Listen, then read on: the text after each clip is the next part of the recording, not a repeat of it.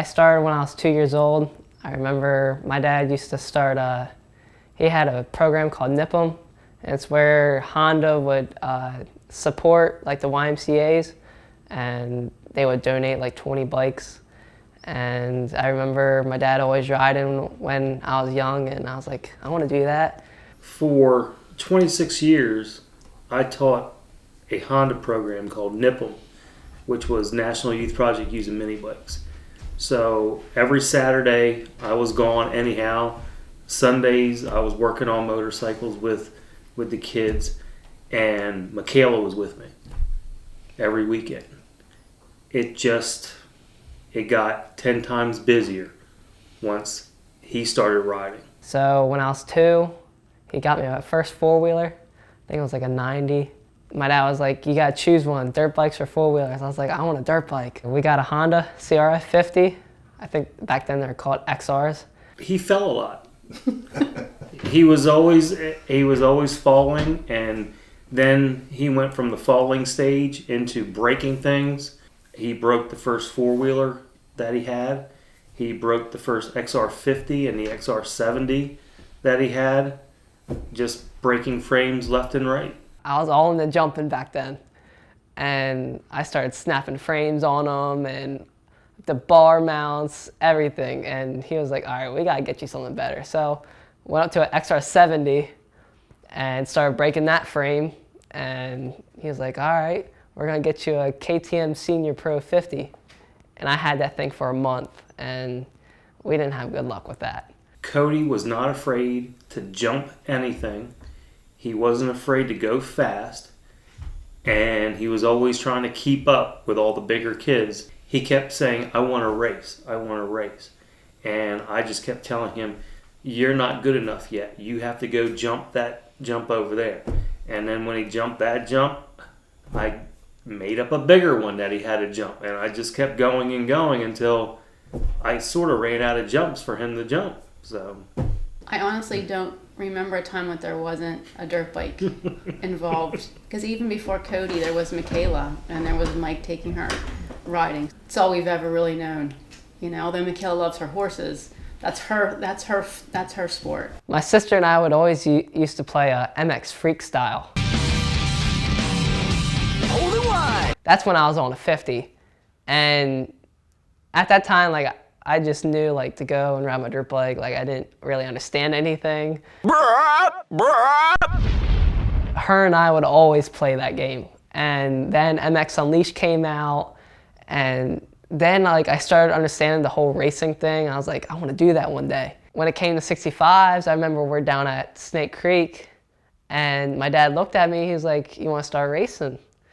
I was like, yeah. So I remember him and I coming home that night, going onto the computer, and we went on the AMA's website, logged in, and we signed up, and we were trying to look for series because we didn't really understand what was going on.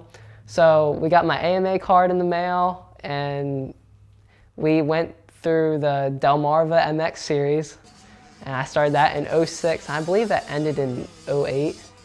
And those first 2 years were by far one of my favorite memories of racing, because I mean, I was a little kid. I was always going through the pits, like messing around, and just because that was through the time when I was on 65s, and then I went to 85s pretty young, because I don't know why, but I didn't think the 65 was fast enough.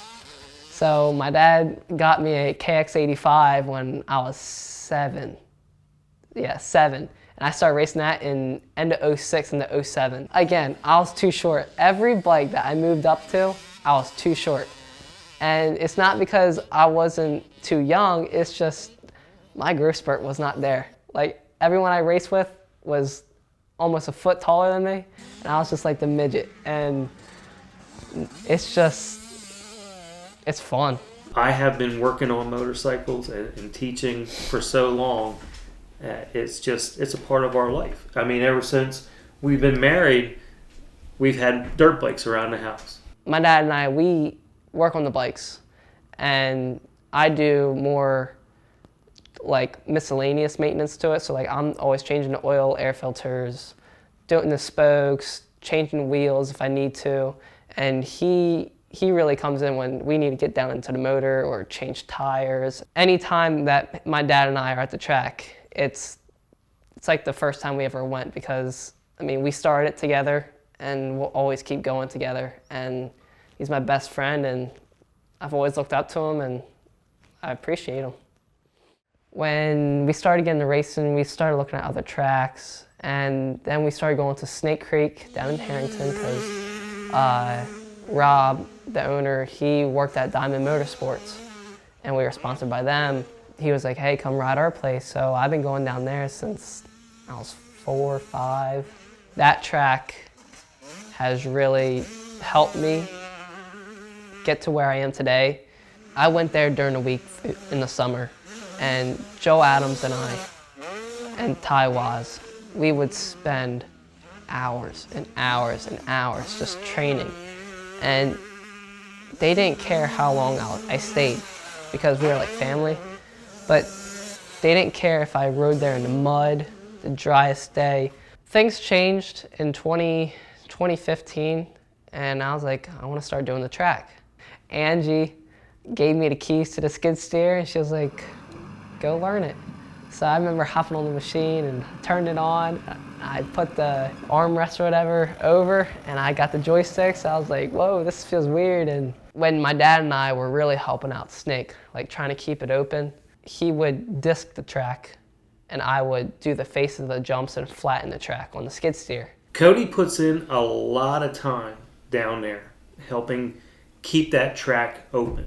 Yes, we do it because he's been riding down there since he's been 5 years old. They allow him to use the equipment so that he can change things up to make them more hazardous for himself or more challenging, and he can just change things up and ride.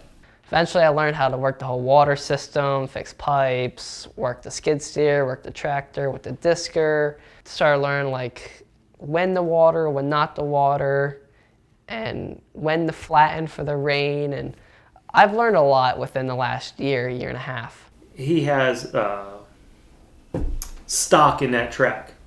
Even though, there's no compensation for us in any way to go down there other than he can ride whenever he wants to, that track, I believe, has helped him become the rider that he is today.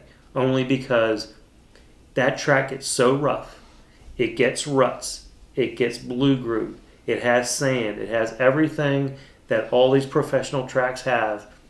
Compared to a lot of the other tracks that are around, that track we can ride on its worst day so that he can get used to those conditions. My role there now is I show up, I just ask for the keys, I hop in the equipment, I make sure all the oils and levels are all good, and I just work the track, and I try to make people happy. And at the end of the day, when everyone has a smile on their face and like, dude, the track was awesome, that's when I feel good, because I can ride a track when it's beat and I think it's awesome, but people that just want to ride for fun, they don't really want that. So I had to remind myself, like, I got to make the track as perfect as possible to make the customers happy. So it's also nice it's so close to home. It's within 25 minutes from here. Mm-hmm. So we're fortunate in that regard. We have a track that's so close by, because many people in the sport don't have a track that's practically in their backyard that they can ride and groom themselves, to do what they want to do with it. So when I get a thumbs up at the end of the day from all levels of riders, I feel good about that. And that's pretty much my role, is go there and kind of run the place. There's nothing because Delaware's so little. I mean, there's nothing really crazy about Delaware. It's just no sales tax, and they have great Grotto's pizza.